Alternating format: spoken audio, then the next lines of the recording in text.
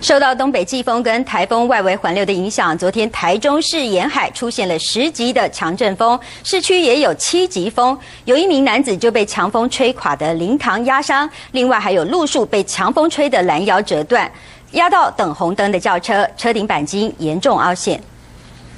下午1点多，台中市区也吹起阵阵强风。一名年轻人开车带着朋友要到东海艺术商圈，经过了东大路时等待红绿灯，突然一声巨响，旁边路树拦腰折断在轿车上。嘣！轿车车顶钣金凹陷，驾驶和车上3名乘客吓得赶快逃出。有点可怕吧，蛮扯，风太大了，他就很突然就倒下来。 另外，在丰原区，一名中年男子骑机车经过了丰东路，路旁一处商家的灵堂棚架也被强风吹垮，男子闪避不及，被压倒在地上。附近的邻居啊，一起将那个很大的一个棚架把它抬起来，然后再将人救出来。